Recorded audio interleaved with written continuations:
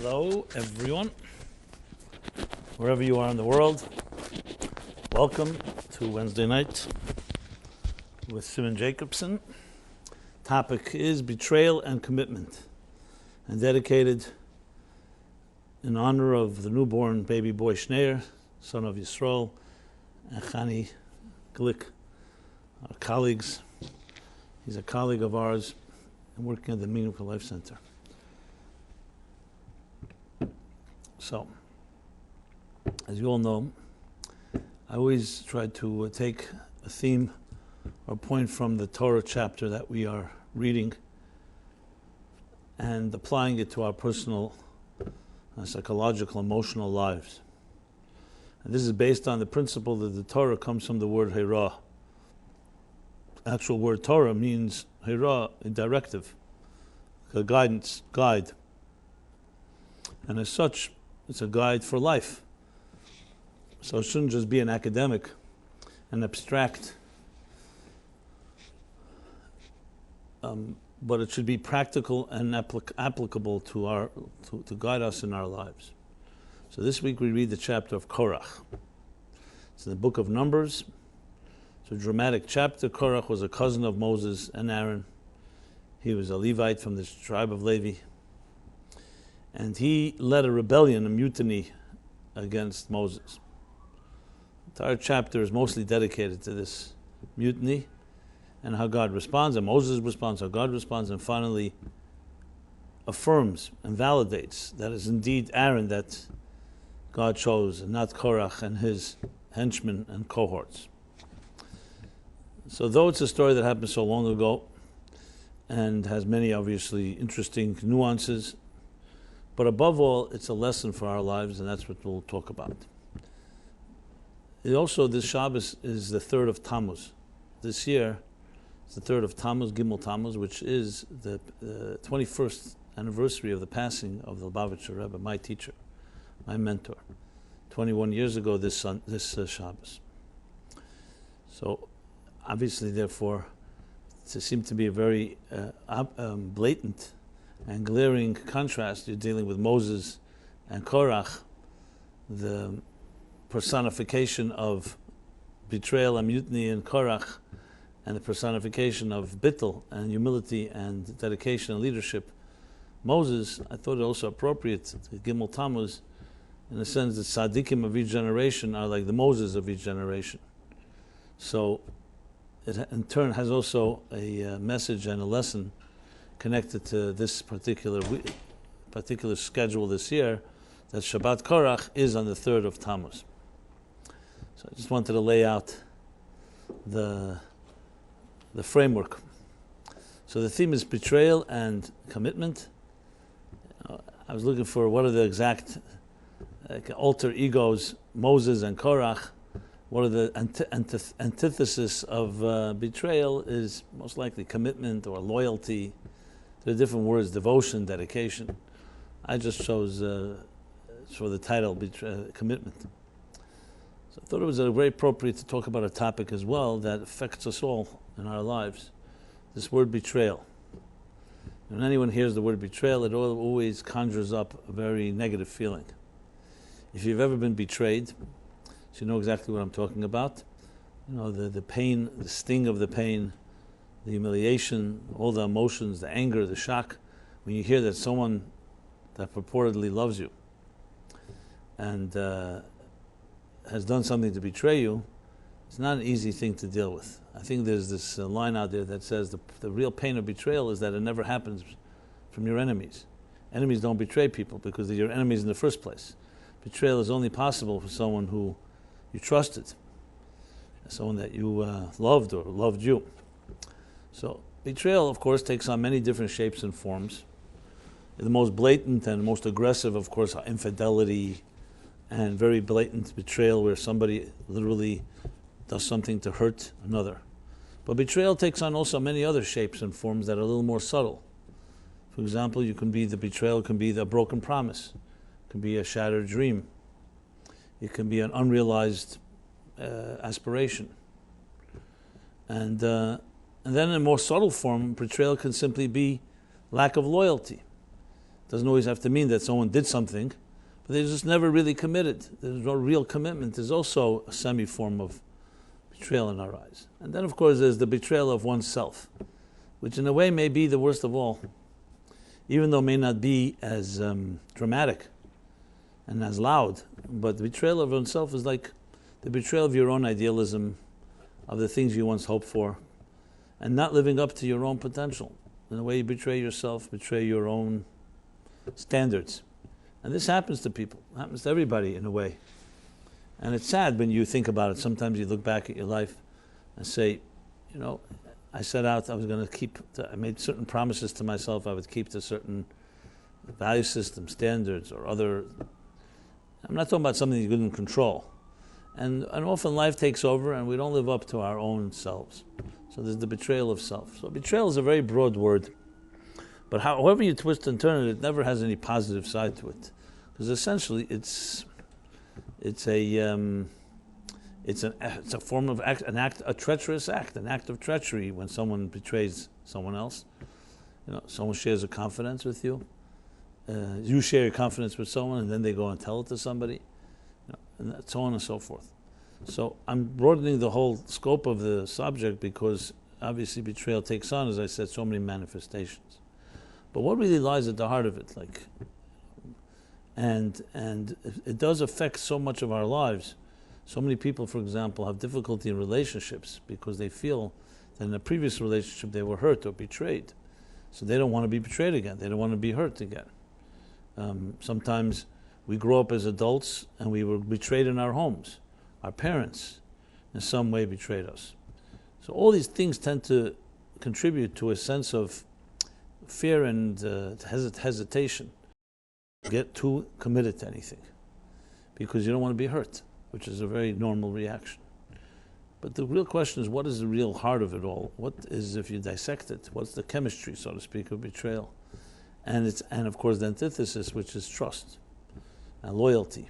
What are the ingredients to be a trusting person, and also to inspire trust in others, that they should trust you and you should trust them, and so on. There's clearly, you see in life that there are situations where trust and loyalty are cultivated, are developed, and so on. Is what can we do if we've been betrayed? Is there a method to get beyond it? And all this, I believe, is very vital in our lives because it comes down to really our commitment to things. You may recall when I spoke about during the 49 days between Passover and Shavuot, we count the Omer. So there's the 7 attributes that we refine, we evaluate and refine during those 7 weeks. 7 times 7. And they are love, discipline, compassion, fortitude or determination, ambition, humility. And then there's foundation, bonding, and malchus, dignity. But I want to stop at the 6th one, yesod, bonding. Bonding is a very different thing than just loving somebody or being kind to someone. Bonding is when two things come together and they bond. And they become like a foundation. We say a foundation is meant to be an unwavering type of relationship.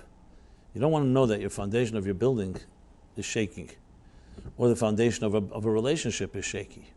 You want to know that the things that you're going to commit your life to are solid because they are there for you, so you're there for them. So bonding is a very particular type of attribute where it means you're not sitting on the fence and waiting, but you actually go in all the way. Which, as I said, can be a little frightening because people want to hold their options open. I knew a guy, he was dating a woman for literally at least all the years, 30 years that I know. They didn't get married. And every time I asked him, Michael, and now he's no longer here with us. Why aren't you getting married? He's holding his options open.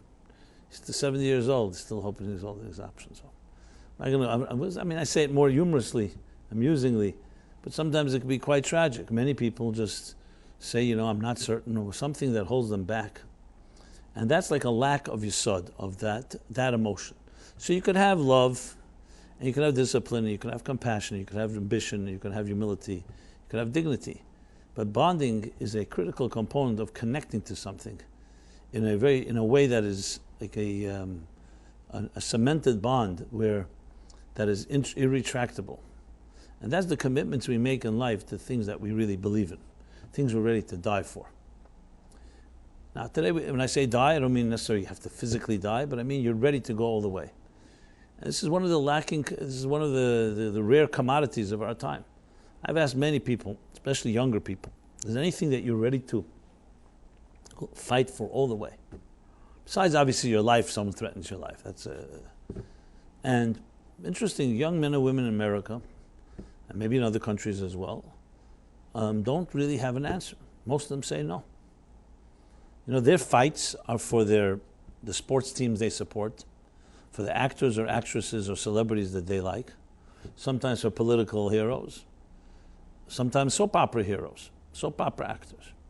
It's like living vicariously through others. Now this is the side effect, you could say almost the byproduct, the bad byproduct of a very positive life, which is a life of comfort. When you don't have a defined enemy, and you don't have any oppression, and no one is threatening you, so you tend to become lax in your standards, and you end up not really having anything to fight for.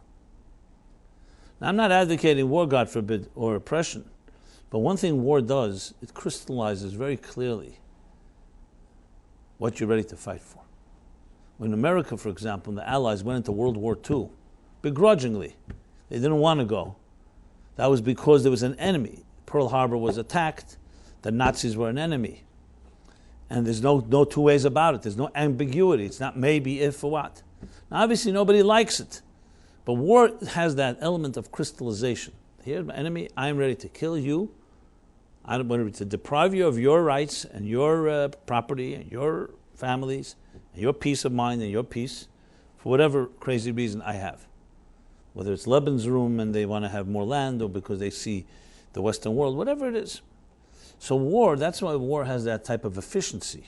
I would say chilling efficiency. Because it's a very defined enemy. It defines it for you. That's why, for example, I don't want to compare it, but building a business or doing something that is a positive is harder because you don't have a defined resistance. A defined enemy always helps you crystallize things.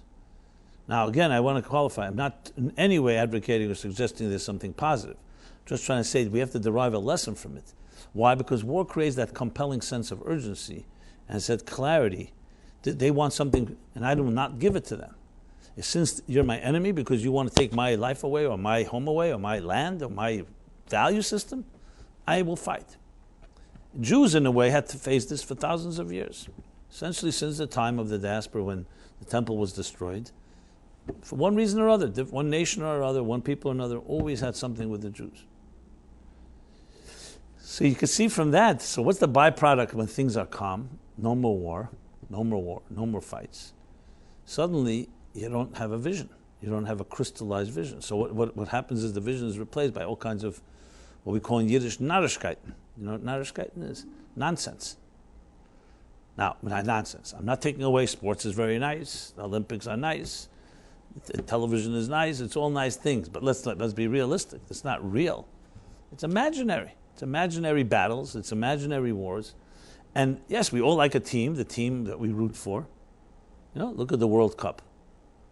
Now, I'm not suggesting there isn't athleticism and there's certain eloquence and beauty to see two excellent teams battling. But I'm talking about what does it do for you and I as people? Does it make our relationships better? Our marriages? I once told somebody who's a real sports fan. By the way, fan is short for fanatic. But you never hear anyone say sports fanatic and religious fan. But fan is short for fanatic. So sports fan is fine. There's nothing wrong being a fanatic about sports. So I once asked him, I was really fanatic. I said, so does it help your relationship, your marriage, and so on? He says, yeah, because we're so busy rooting for the teams, we don't have time to fight with each other. Okay, so that you could say, I guess, there's some benefit. It's basically a good distraction, escapism. But, I'm not taking away that people should be entertained, and I understand there's a certain pleasure, and people should have that pleasure. But if it replaces the real wars, in other words, of what we should be fighting, then basically we end up being very, what's the word I would say? Placid is a word? don't know. Flaccid. Huh? No, complacent, I know. I was looking for a new word. I've used the complacent. I'm trying to introduce some new vocabulary. You got to keep young. Is it placid? I think this is a word, placid or flaccid. Anyway, bottom line is you become sterile. You become sedentary, immobile. The couch potato thing that I often talk about. You sit. We sit and do nothing. What'd you do? I did nothing today. And you smile. That was such a great day. I could do nothing. And no pressure, nobody. So everybody should have their rest and their respite and comforts. But a human being, like anything in life, needs a focus and needs something that drives you. So going back to commitment, this is one of the reasons in our life, in our generation, in our time, it's more rare to find that type of commitment. So therefore, betrayal today is not such a big thing.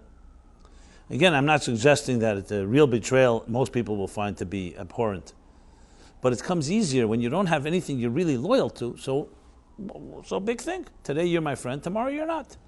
The whole thing becomes less compelling. In other words, what I'm suggesting is it's like anything in life. If you don't have love in your life, it's easy to dislike people. Everything is balanced that way. When you have a lot of light in your life, you don't want to be in darkness. If you don't have any light in your life, you don't mind darkness. So if you don't have a real focus in your life, you don't have a real commitment, the idea is like, some people say, I have no strings attached. My life is free. Do whatever I want. Sounds so beautiful. But it actually makes me cry. It's sad. I understand freedom, yes, you're not in prison and no one's oppressing you. That part we all agree is a blessing. But certain things you shouldn't be free about. It's good to have a commitment to someone that cares about you, and that when you come home late at night, they worry, where were you? And they care about your welfare. They're dedicated and committed to you, and you're committed to them. Everybody knows there's some value to that, more than some. As a matter of fact, look at children. What would we be like if our parents were not committed to us? Well, this is not theory, unfortunately. You have millions of parents that are exactly that. They abandon us either physically or spiritually or emotionally and psychologically. And what happens? Is there anyone on earth that will say, no problem, we don't need committed parents. Children can work it out on their own. No one would say that, especially children who suffer that. Because everybody understands, at least in early life, you need to have those support, someone that's totally committed to you. A parent that says, you know what, I'm committed to my children only once a week. Or only if they stay up till 2 a.m., but after 2 a.m. I got to go to sleep because I have work tomorrow. And your child is crying and coughing and sick. No healthy parent's going to say such a thing.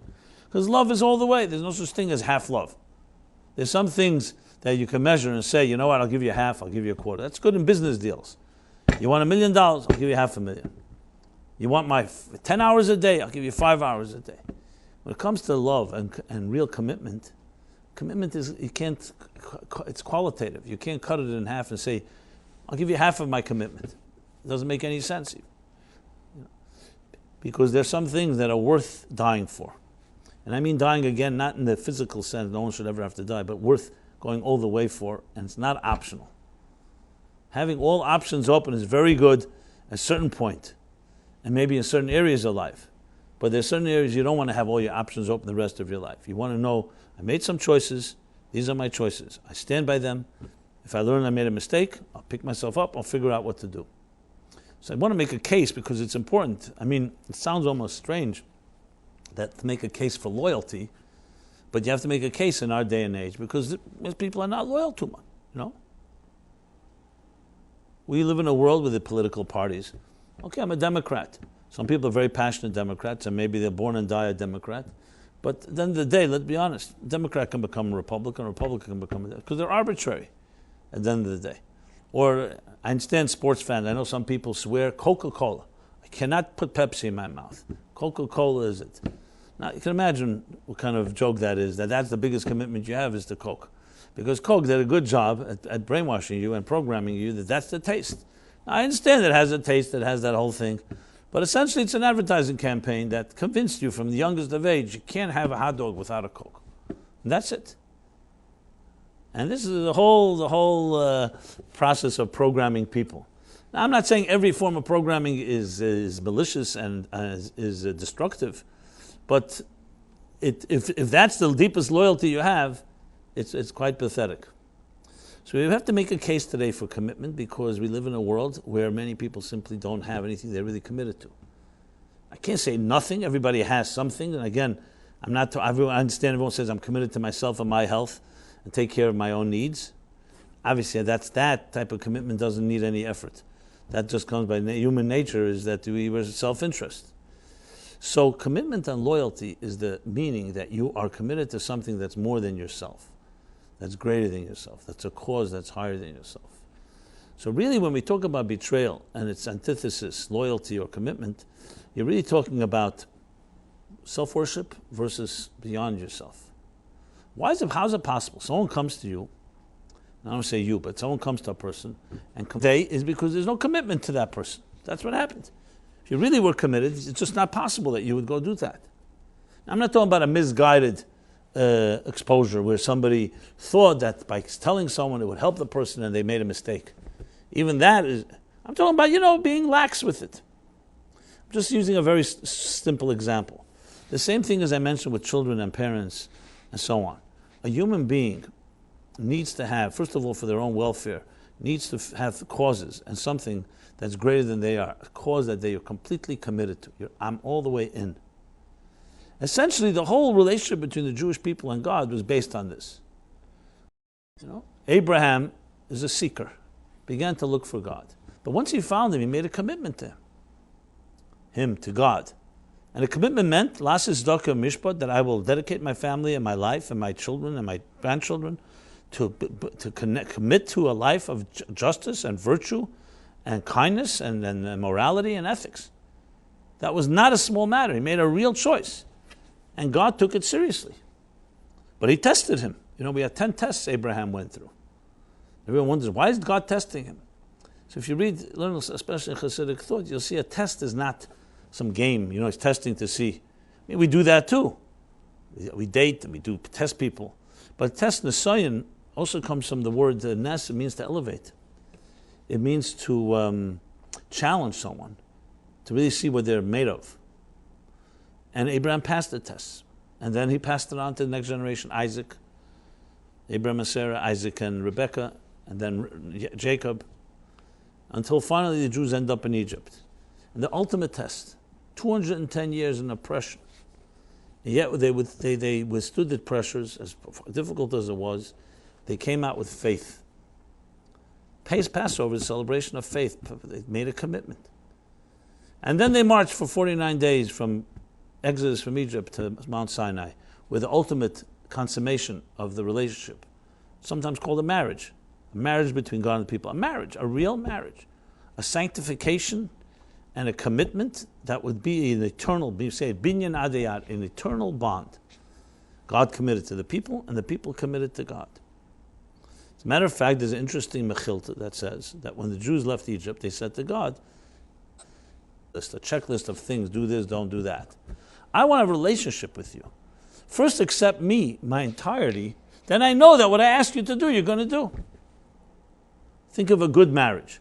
Does it have to have a checklist of 1,000,000 items that the husband and wife, spouses say, okay, I'll do this if you do this, you do this, you do this, you do this. Once you get to that point, that's already what you do in therapy, just to maybe mend a relationship that's falling apart. But a true healthy relationship doesn't need to be asked. It's a partnership.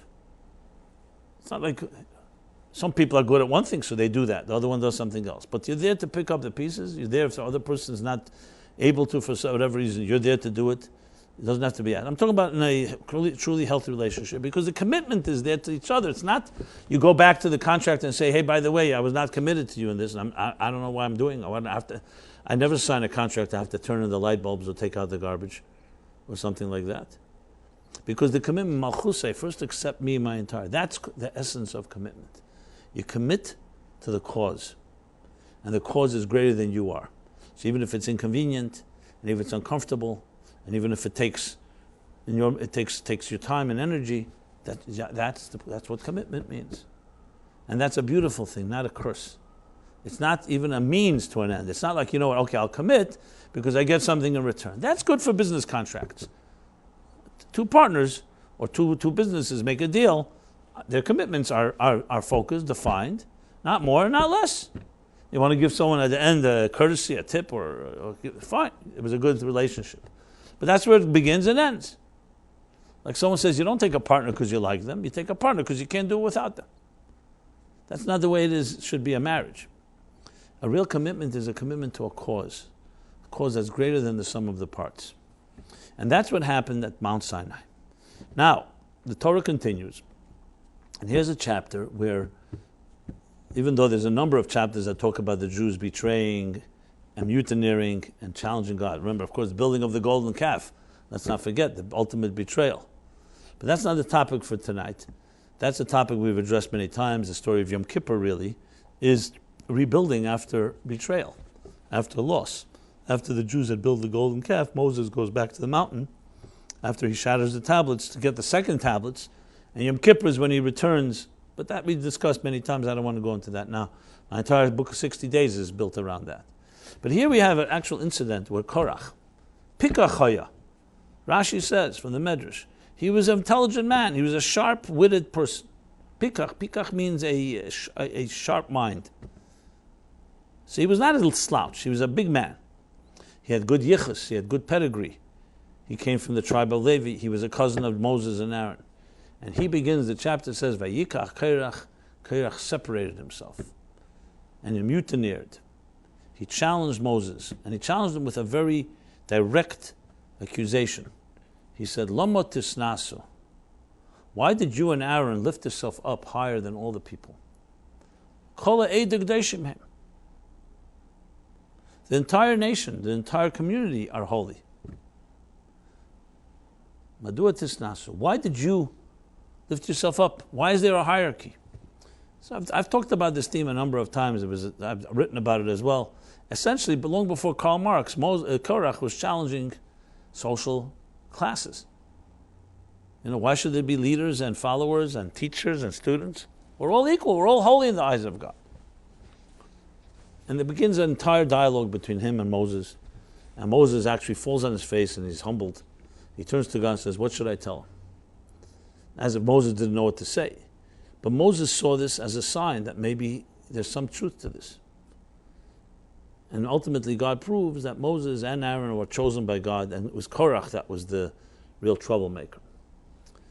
What was the real, there are many ways to explain Korach's challenge. And Hasidic thought explains it in beautiful ways of saying that Korach essentially was saying everybody has holiness in them. Why do you need a Rebbe? Why do we need a teacher? Let's just appreciate that. And what he was missing was that to allow that holiness that each of us has, our special quality, you need people who are selfless to help you get there. Because unfortunately we also have egos. And we also have our own selfish needs and our self-interest. So a leader is there not to say, oh, there's only a few holy people, the leaders. Not because they're holier than thou. To be models that teach you how to be a selfless person, to rise above your own selfish needs and live up to your great potential. But what I want to focus on is a different aspect, which is somewhat connected to this whole element of a cause. And what came to me was interesting. I'll share with you, since I was talking about the Rebbe, Gimmel Tammuz's 21st yahrzeit, 21st anniversary of his passing. So this is my teacher, my mentor, who in many ways I credit for my being even here and giving these classes and doing what I do today. So I feel a special need to, not need actually, it's a pleasure and honor to honor him, but it's also a need from my end. So since I knew him physically, I worked for him, I wrote many of the talks, as you may know, I memorized and transcribed many of the Rebbe's talks. So he's a good student. I was not only a student of his teaching, I was a student of his personality. So I observed this man. To me, he was the closest thing to Moshe Rabbeinu that I could see, because Moses was long not here. So in studying him, you get an appreciation of this week's chapter in a very interesting way. And many different aspects of it. First of all, I'm a skeptic by nature, so I didn't like, even though I grew up in the Chabad community in Crown Heights, I went to Lubavitch Chabad yeshivas and schools, but I was never I didn't just buy into it, look hook, line, and sinker, because everyone said this is holy. I challenged it in my own heart and soul. Growing up in a home when my father was a journalist, it was an open home, ideas, it was not a dogmatic home. So talking openly about ideas was very acceptable, which was great for my personality. It wasn't like, oh, this is what this you have to do this. There wasn't that type of anger and guilt and all the neurosis associated with religious obligations. So I was able to explore this. So the Rebbe, to me, was a king on the hill, so to speak. I saw he was a tzaddik, a holy man, which was fine with me. I didn't know who he was. But then I began to observe and I began to look at this. And I came to recognize that behind the veneer of the traditional garb was a real revolutionary, a real visionary, and above all, a really selfless person. And you see it, I could see it when he was with children. You could just see this change of demeanor. You see people around that are very accomplished human beings, intelligent human beings. They don't have time for children. They have time for their businesses. They have time for their big achievements. When the Rebbe was with children, you saw he was the most at peace. And that is right away a sign of a humble person in my opinion. Because children, what is he gaining from the children? They're little kids. But there was a certain type of recognition of their innocence that brought out the innocence of the Rebbe in so many ways. And many other type of circumstances where you could see he went completely outside of his comfort zone. Now, his assuming of the leadership of Chabad itself is a real interesting study. The Rebbe by nature, if you could say that as much as I was able to observe, was a scholar. Scholars by nature are usually loners. They stay alone, they study, they write, they live in their heads, they live in their minds, they live in their writings and their teachings, and that's what scholars do. And the Rebbe did that for years. He wasn't till he became leadership. He became leader at age 49. So he wasn't a young man, relatively speaking. 49 is already, you've developed most of your life's thoughts and ideas. For many people, that's like mid-career. The Rebbe was born 1902, so 1950, 48 and a half, 49. His father-in-law passed away in Yud Shvat, basically February 1950. And though his father-in-law did not appoint who should be the next Rebbe, but he became the obvious choice. Not because people really knew him that well, but they saw that there was something about him that was of a different caliber. He had an older brother-in-law, actually, who was more known because he was active in the community, because he had worked with the father-in-law, Rabbi Jacobson, in the yeshiva and raised money. But it was clear to people that the Rebbe was the one that they knew that he was a person of stature. Very quiet, very reserved. Very few people knew. I can tell you, even years later, no one really knew him. He didn't sit around and have coffee with people. He was not like that type. He was very, very private. As public as he was an extremely private person. So you can only imagine, and as much as I'm not trying to psychoanalyze the Rebbe, is not my job, he's my teacher, mentor, I respect him. But nevertheless, sometimes good to just look at something. There's no question that what's going on in his mind in 1950, besides the sadness of the loss of his dear father-in-law, who was his mentor and his Rebbe and so on, was this whole struggle about what's going to happen now. And I studied this for many, many hours because it was very interesting. This moment, you really see people in moments of transition. When things are just going along, you don't really know what people are made of. You see them when they have to make big choices. So for 1950, his father-in-law passes away. And for a year, he does not assume the leadership officially, even though some Hasidim and students and Hasidim began to look at him as a Rebbe.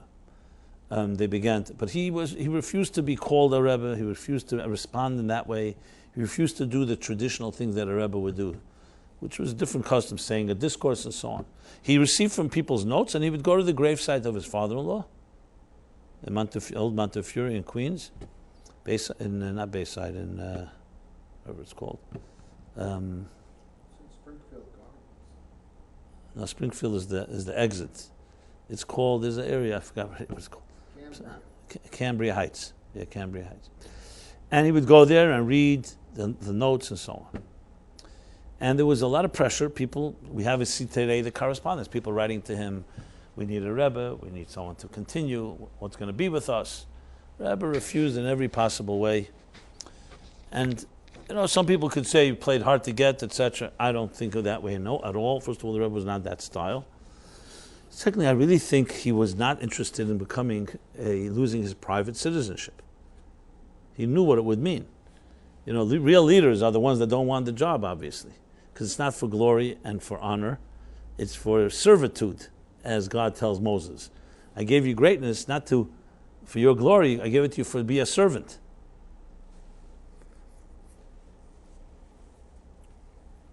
And so this was that year. I wasn't around. I wasn't born yet even. But I studied it. I read the letters and so on.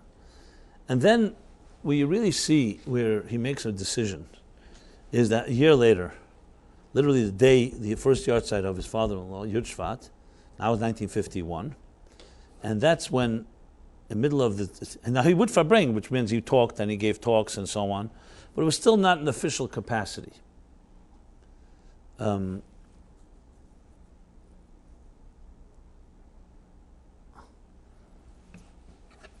1951, middle of the upstairs in 770, the Rebbe was giving a talk. After he talked, someone yelled out, "Rebbe, enough talks, we want to hear a discourse from the Rebbe."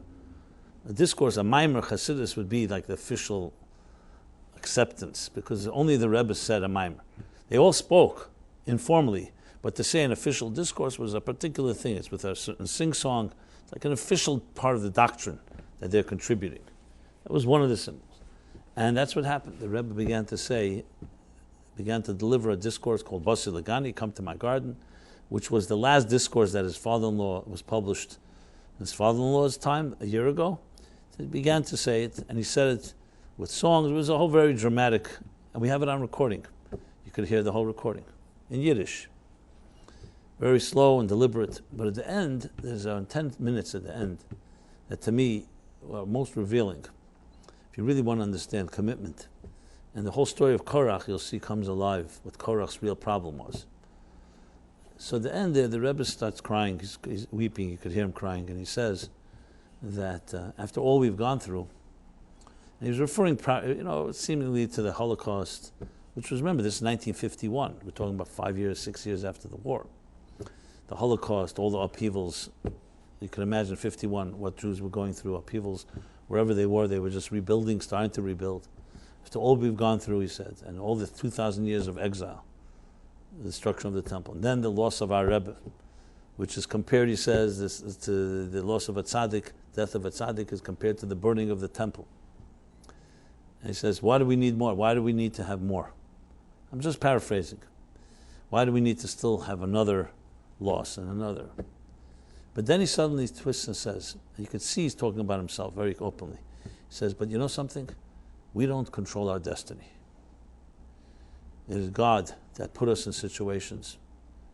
And when you're put in a situation, it's not because of your merits, and not because of your honor, and not because of your efforts. This is the way it is, that we are the seventh generation, and we have to continue what was given to us. You could see in those words the choice, the transition, the stepping, that he's making a choice to go from a private scholar to become a leader, with all the pain involved. And you could see it's heart-wrenching to hear it. Not in a painful way. I mean, it's a tremendous thing to see. It's like seeing a Moses suddenly saying, yes, I will do it. But you could see from the way he says it that you realize what real commitment is. It's not about you. Even your holiest interests. The Rebbe would have very much preferred to be private, you could see, and do his writing and his teaching, and he was publishing. He was doing work. It was not like completely no benefits to the public. He didn't have to be involved in a whole leading a movement. And he makes that decision, and to me it's some tremendous inspiration, because I know it's going against his nature, and knowing how difficult it is. But the commitment to the cause is more important than you. Which is also a tremendous lesson, because I was reading recently an interview. Gershon Kranzler interviewed the Rebbe in 1951. One of the things he includes in the interview there, it's a very interesting interview. If any of you want to see it, just send me an email, I'll send it to you. It's an interview right then. And the Rebbe says to him, it doesn't matter who you are, it's the cause that you have to be dedicated to. And then, even if you have deficiencies or weaknesses, and who doesn't, but the cause carries you. And your deficiencies are insignificant because the cause is more important than anything. Think about that. It's a tremendous insight into what leadership about and commitment is about. When you start making calculations, what's in it for me, so then you say, okay, I have my strengths, I have my weaknesses, my different. But when you get dedicated to a cause, let's go back to the war, example of war. I'm just using that because it's a good example. In war, you have hundreds and thousands of military people. You have people in the army, in the navy, in the air force. You have strategists. You have intelligence. You have the whole works. Now, it's all human beings. In normal life, they're all full of they make mistakes and there's deficiencies. But what happens in the time of war is because of the focus, the ultra focus, and good management, and so on. Deficiencies don't matter. We're not interested right now in your insecurities and whether you need therapy or not. Those things are relevant when there's no cause. So we're hanging around. In a world of leisure, we start focusing on ourselves. But here, everyone's fighting for the cause. There's life and death. No time. It's 100 soldiers running to a front line. One says to the other, you know something, I'm not in a good mood today. Doesn't work that way. No one cares about your mood. We're right now at war. Or another one says, I think I need my therapist because I feel very insecure. You don't find that happening because there's the ultra focus. I'm not trying to be funny. I'm just suggesting is that, as I said earlier, the byproduct of comfort. And when the Rebbe showed that type of ultra commitment and persistence, that would never cease. I wasn't born till 7 years later. And then I grew up. By the time I met the Rebbe, so to speak, in a conscious way, the Rebbe then was no longer 49. He was then 70 years old, 65, 70. When I started writing talks of the Rebbe, what year was it? 19 this. The Rebbe was 78 years old when I started writing. He was not a young man. But I saw that same drive, absolutely, almost exactly as it was for him years and years, because commitment is not affected by age. It's not like, yes, it's true, when you're older, you may not be able to run as fast, you can't move as fast. But the commitment to the cause doesn't change. It's commitment all the way. It was a tremendous lesson for me because basically I learned from that what commitment is. You're in or you're not in. It's a cause. Now, obviously, research it. No one's forcing you. Review it. But if it's a cause that's worthy, what greater gift is there than to be committed to it? And interestingly, it parallels exactly the story of Moses. You look in the beginning of Exodus, Moses grew up in Pharaoh's home, then he had to escape, comes back, he's a shepherd. And one day he sees the burning bush. He goes over and realizes divine presence. And then begins the dialogue. And God says to him, I want you to be the leader. I want you to go back to Egypt and tell Pharaoh, let my people go to serve me. And Moses begins a long argument. I'm not capable, send someone else. I don't know how to speak. I'm not a communicator. A whole litany of reasons that he is not the guy. And the more he resists, the more God says, you're my man. And God has an answer for every one of his arguments.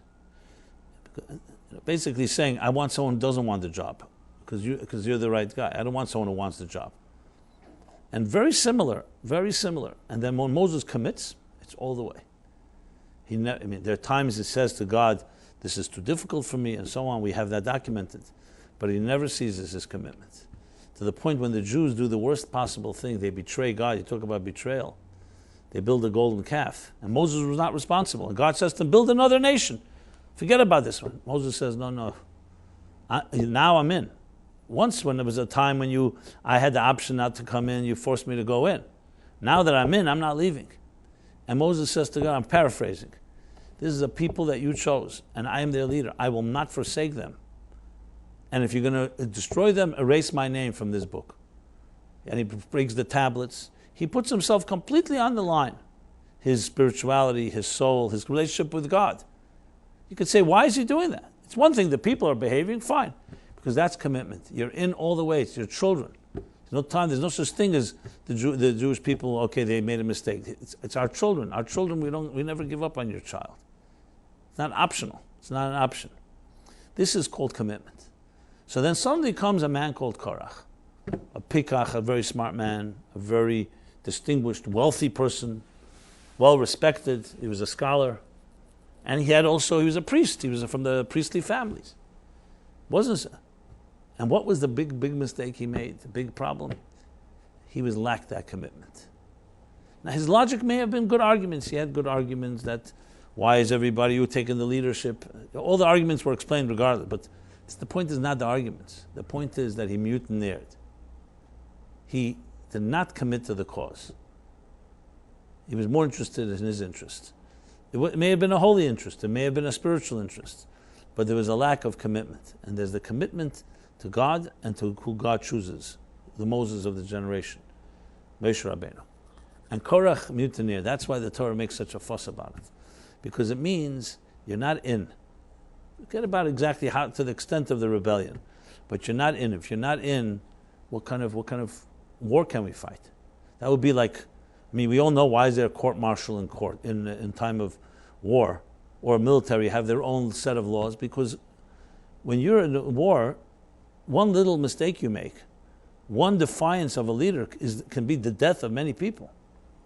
So you ever see the process of legal process, the due process in times of war or the military is very, very different, much harsher.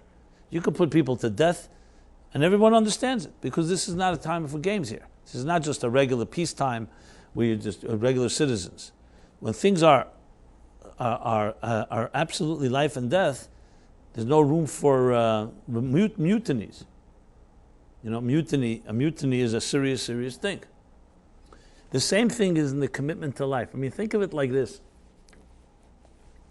I remember years ago, one of the people came to the class, brought his 17-year-old son. And I opened the table, I said, anybody has any questions? He says, yeah, why do you guys wear black and white all the time?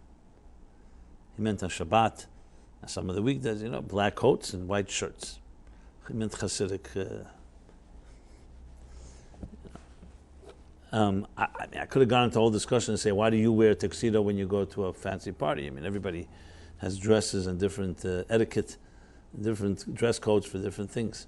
But I don't know, what came to me at the time was, I think then there was a space mission going to space that was part of the news.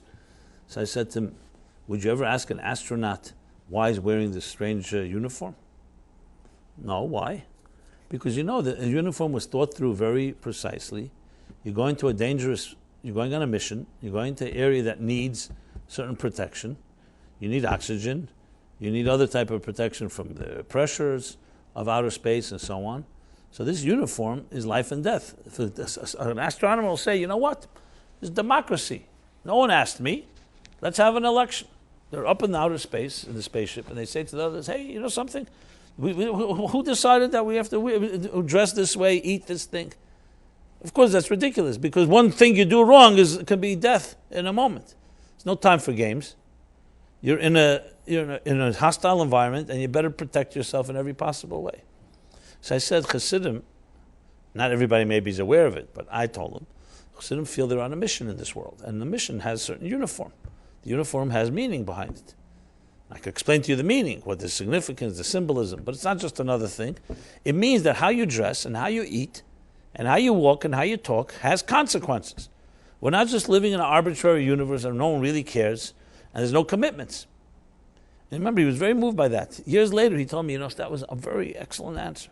Because it wasn't about the dress. I'm not trying to convince him to dress black and white. The point is the commitment. Commitment comes when you know something, there are real consequences. I think, besides the byproduct I mentioned before, comfort zone, when things are comfortable, we don't have something we fight for, there's another factor that I think is equally important. And that is that we want to keep our options open. This idea that there is consequences to our behavior is we live in a world where the world keeps telling us, you know what? Who really thinks you matter? There's 7 billion people on this planet. You really matter? If you don't do something, who really cares? In this big universe, sometimes our own value, we have been devalued and depersonalized. When you are in your home with your parents, it doesn't matter if there's 7 billion people. Your mother and father see you as the most special person on earth. Again, I'm talking about healthy parents. And if you said to them, 1 second, there are millions of others, they say, fine, they have their parents, but you are my most special child. But then you find out there's a global universe, there's a large universe. You start saying, how significant I am. And we are actually made to feel insignificant. Just the way numbers are crunched, the way the world is looked at statistically, everyone's a statistic, that you start losing devaluing of life and devaluing of our choices. So it's very easy to fall into a trap where you say, you know what, who cares what my choice is? So I ate kosher, I didn't eat kosher. I wore a garment, I didn't wear a garment. That is an equally important factor besides the comfort. Maybe they're interdependent. The idea that we don't have real value and our choices don't make that much difference. Now, obviously, personally, you think you're valuable, but I mean in the big picture of things. So comes Moses, as opposed to Korach, and teaches us, no, you matter and your choices matter, and therefore be completely committed. Just like in time of war, or just like we're in outer space, you have to look at your life at every moment as a sense of urgency. You say, what's the urgency? There's no war, there are no enemies. The enemy is complacency. There is enemies. The enemy is ignorance. The enemy is darkness. The enemy is immorality. Enemies don't always have to take the shape of a Nazi, or of a pogrom, or a Cossack, or someone wants to shoot you. An enemy can be just complacency, apathy, a lack of focus. So there is a sense of urgency of sensing that we have a war to fight, but today the war is a spiritual war. The war for minds and hearts and souls to find their purpose in life and so on. The point I make very often about everyone has to have their personal mission statement. A mission is not arbitrary, it's not optional. A mission is a necessity. Just as you're alive, you must have a mission in this world. And all this I learned, as I said, observing the Rebbe, observing his leadership, observing how he made those choices, and never look back. And many frustrations, and he would articulate his frustrations. It's not like everything went easily. To the extent, I recall two episodes that really captured it, which of course again focuses on Korach's disloyalty. That's the thing, the disloyalty. A man like Korach should have known, you have questions, no problem. Sit down quietly, sit down with Moses and ask your questions. But disloyalty is not acceptable. Now, I'm not saying you could force someone to be loyal. Everyone has to make their choice. But Korach's big mistake was that. He decided to challenge the cause. Once you challenge the cause, then you're not on the team. Then why would I even talk to you? You're not loyal to the cause. Not loyal necessarily to Moses, loyal to God's cause. You're not in the game. You're it'd be like somebody who's let's say, sitting on a board of a company and says, I don't believe in this company anymore. So they say, if you don't believe so, resign. Don't sit here and talk to us about all your questions when you don't believe in the whole thing in the first place. If you're a loyal part of it and you want to fix it, fine. Let's just talk about it.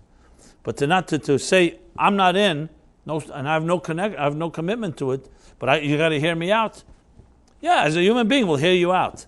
But that is ultimately what betrayal is about. That there's a lack of that total commitment to something. Every form of betrayal. So I said two stories I wanted to share.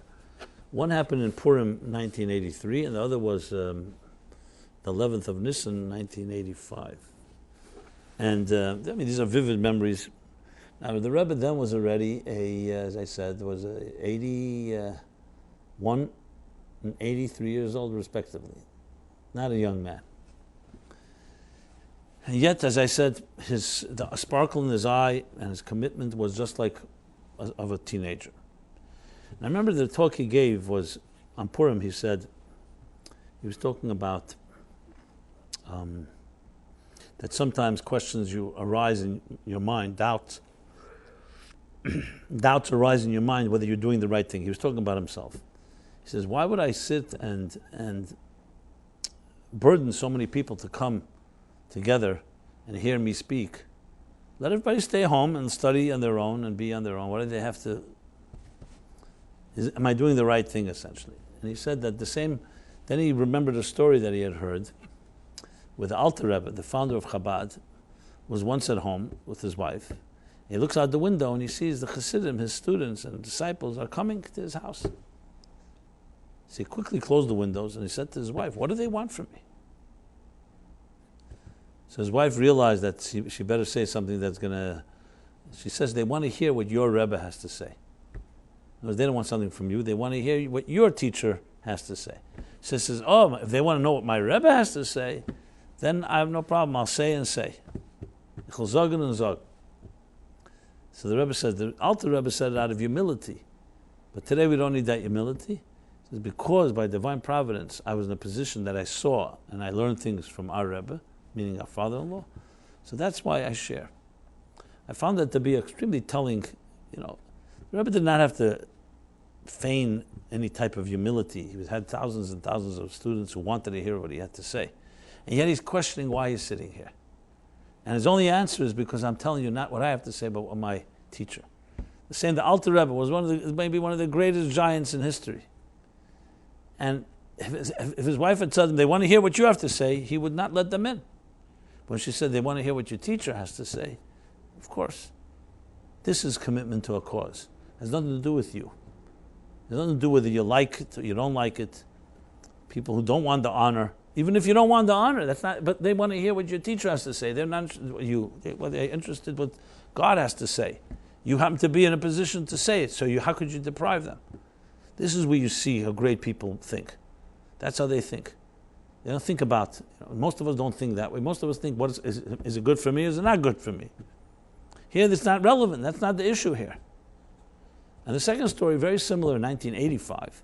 This was a televised Farbrengen, a televised talk. So everybody could hear it. I mean, spoken Yiddish, but the beginning of the talk, in 1985, you had thousands of people in the synagogue. Dignitaries, politicians, leaders. And the Rebbe begins off in saying, it was the Rebbe's birthday. 85 would be his 83rd birthday.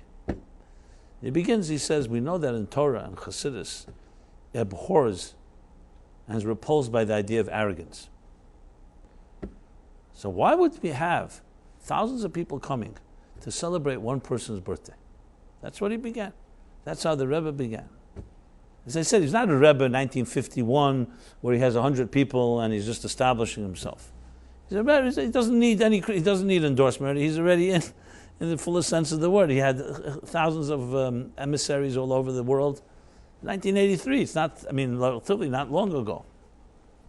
And that's how he starts. Why would people come to celebrate an individual's birthday?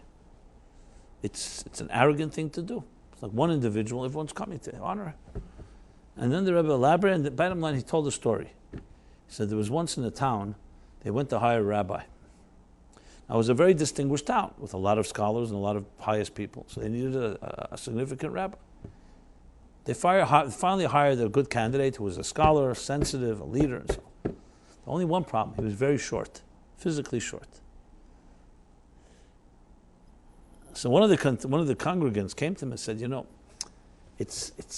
I respect you and everything, but you're so short. It's not respectful for the community to have such a short rabbi, physically short. And his answer was, he says, I may be small, but the seat in which I sit is big. So the Rebbe responded, he says, that's not about a birthday of an individual. I happen to be representing a movement that's much bigger than I am. The person may be small, but the seat is big. The seat is the seat of Chassidus Chabad, all the teachers, the 7 generations, and all the leaders from the past. This too, I was just saying it briefly, was very telling. In other words, it's not leadership for aggrandizement and for glory. It's leadership, as God says to Moses, I'm not giving you leadership to be a great guy, a great man. I'm giving you leadership to be a servant. You're a servant of the people. And I say this because I think all of us in our lives this is a time and day and age where we need commitment. You need people who are committed to a cause. What causes you find your cause? No one can tell you what to commit to. But the necessity is critical. And I think it has a big impact on so many aspects of our lives. I really do believe that the epidemic of single life in New York and other places is a commitment problem. Is because we're not trained to think in terms of this is what must happen. It becomes optional. Once things are optional, if it's a little uncomfortable, hey, why would I change the status quo? Why rock the boat? But if things are necessary, there was a big surge of marriages right after the Holocaust in the DP camps. People lost entire families, but then they suddenly realized it's important for me to build a family.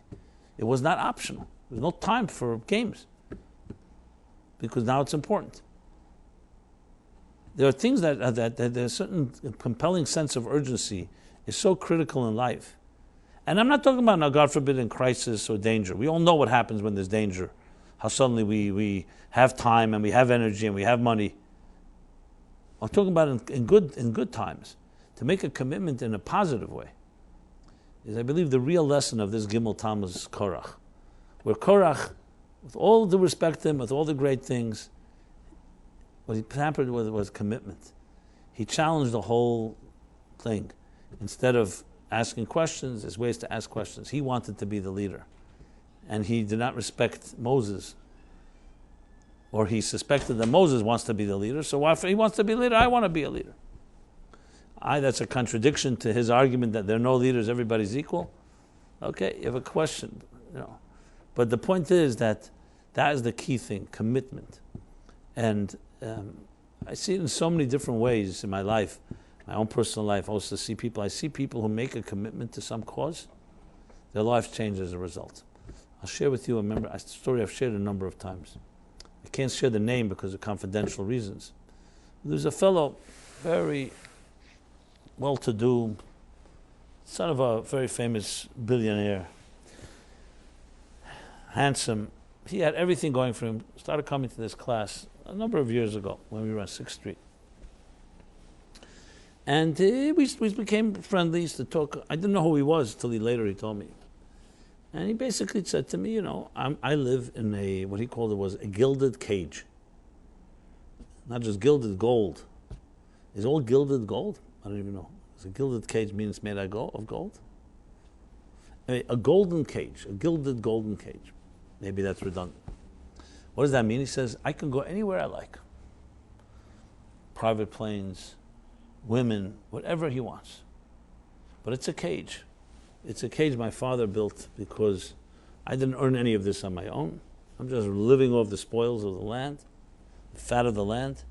And that's that. And I'm not being oppressed. No one's blackmailing me. But I've never earned anything on my own. And I can do anything I want. And it's actually killing my soul. So I said to him, are you willing to give it all up? No. He was not willing to give it up. In other words, because it was too comfortable. Why would he give it up? And he used to just complain to me, saying to me, he's dating this one. He doesn't need to commit. He has everything. Everything has caused him to be completely, essentially, everything's optional. One day I'm sitting with him and he's crying about his life. So I said to him, look, here's a suggestion. This is what came to me. I think you should volunteer once a week to help special children. You go to one of these places, these homes, they have to deal with Down syndrome children, other handicaps. They spend once a week, volunteer, a few hours. We both know you have all the time in the world, and we both know you don't need money. So why not? No, I'll hire someone to do it. I said, no, that's not the point. I know you could hire. So you should do it. And he fought with me. The more he resisted, the more I realized it's a good idea. Resistance is always a good sign. So he finally agreed. And he began to go. He found himself a place.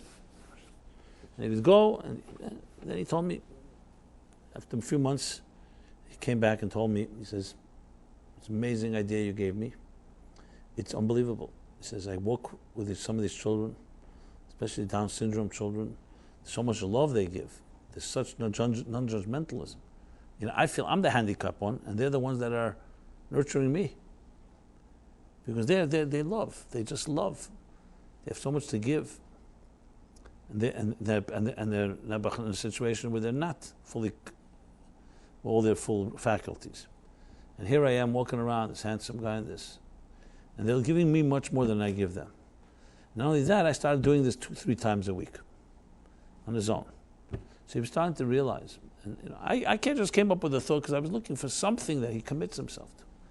Anyway, a year passed, a little more than a year, he came to me and said, you know what? I think I found my cause. I have the money. I'm going to build, I see some of the institutions are lacking certain things. I want to build an institution that has facilities and services that I see are lacking in this particular. And he began doing that. He's working on it. Changed man.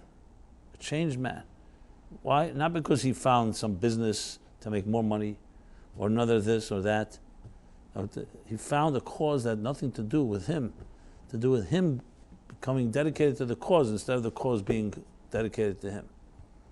And that changed everything. He began to give in that way. Just a small example. Lately he got engaged. He's going to be married soon. All this because he made one commitment and he stuck to it. It would have been very easy for him to just say, someone calling him up and saying, some girlfriend said, let's go to some island. But he committed and he stuck to it. That is an invaluable tool. Everybody needs something like that.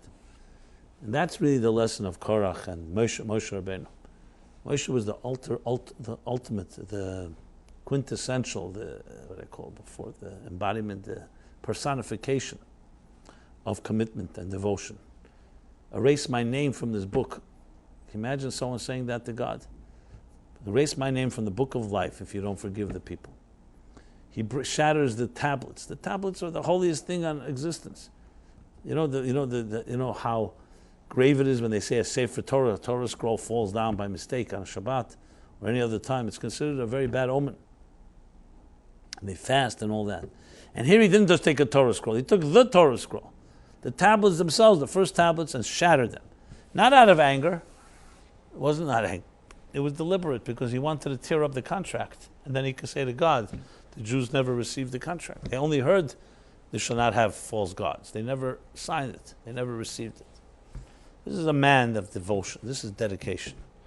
And I saw personally, as I said, the Rebbe this way. And Korach, we learned a chapter, and it's named after Korach. A chapter that says the exact opposite. That he went and defied, and he challenged. So the lesson, my friends, is find yourself a cause and dedicate yourself to it. The best thing, of course, is to find a wife or a husband and build a family in life. But if one is not there yet, whatever reason,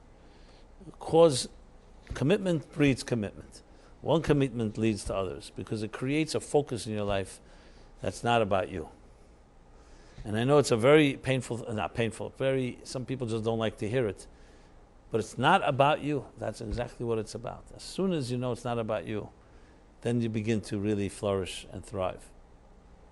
So this is the lessons we have from Korach, we have from Moshe Rabbeinu, the two sides of the coin, and it addresses the issue of betrayal. All the betrayals that happen in life, you'll be able to trace to some form of selfishness, narcissism, where you forgot there's another person, so you're able to easily trample and some way betray them, whether it's a subtle form or it's a blatant form. When a person has true commitment, they're not capable because they will not betray their commitment, they will not betray the other, they will not betray the cause, they will not betray themselves. They're totally in. And you find that to be very beautiful. When people have that type of thing, it overrides. You see friends that are connected on that level, there's nothing that can tear them apart. And then sadly you suddenly see, and I've seen this unfortunately, people who are best friends, brothers even, blood brothers, I'm talking about biological brothers, over a few dollars, they don't talk to each other. It's a tragedy. What happened? Because the self got in the way. It's all about you. There's a bigger picture besides you. And I'm not saying all of us can get trapped and we could justify it and we could say, you don't know what he did to me. Like you have these two older Jews in a nursing home. They're 95 years old. They were once very good friends. Now they haven't been talking the last 20 years since they're in the nursing home. So their children came to them and said, you're not going to live forever. You guys were such close friends for 70 years. Just because the last 10 years, what's the big thing? Go over and speak to each other. So one of them says, no, if I go over to speak to him, he'll think he was right. So that becomes a very important thing. I don't want him to think he was right. Two children can be fighting, cats and dogs, scratch each other and kicking each other, and they say, I'm never going to talk to you the rest of my life. 20 seconds later, they're best friends. Adults, the egos you get, pride, save face, grudges, we carry grudges. It's all about a self that gets in the way.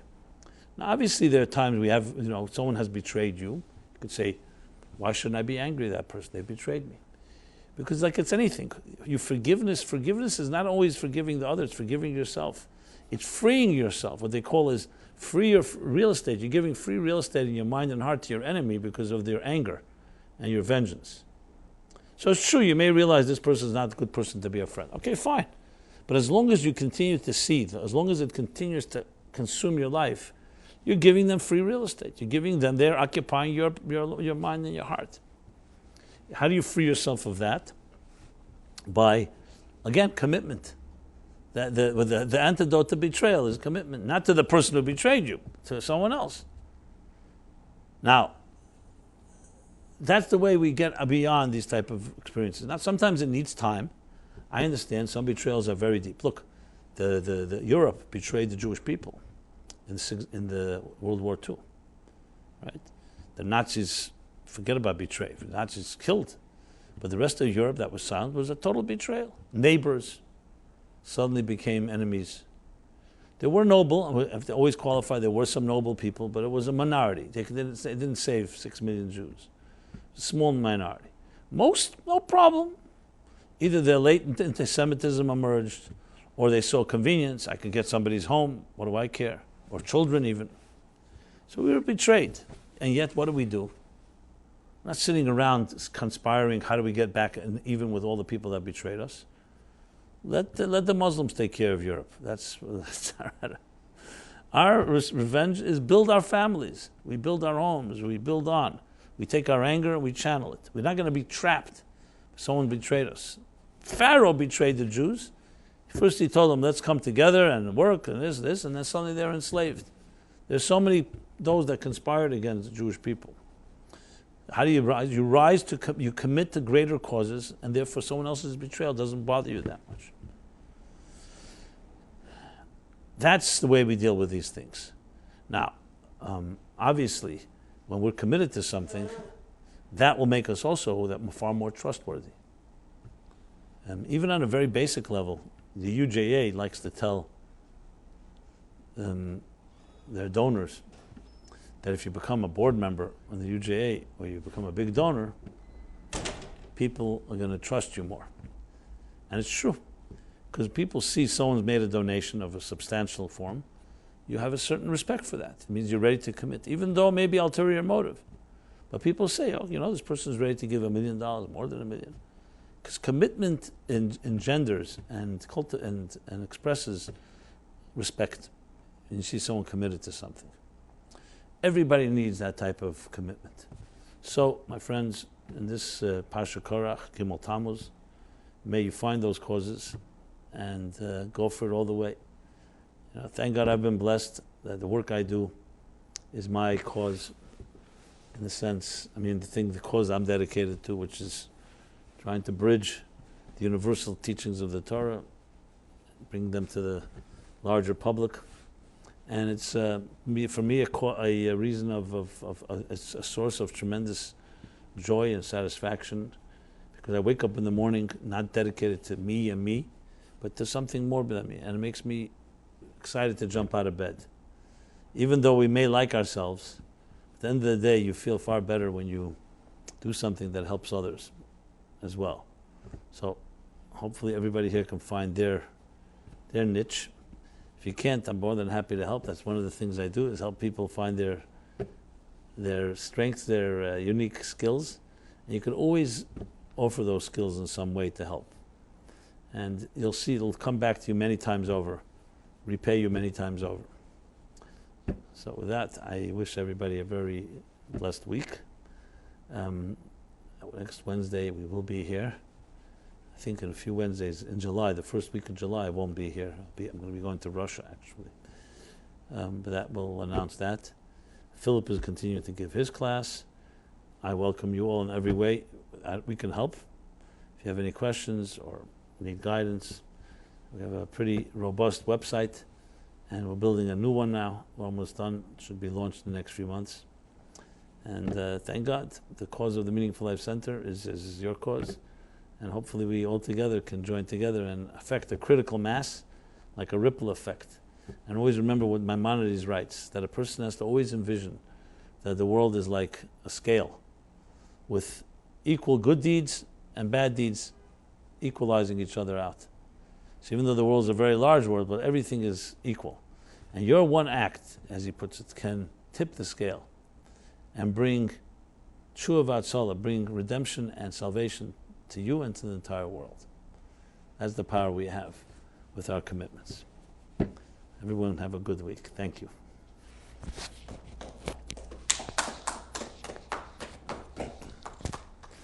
Yes, very kind of you.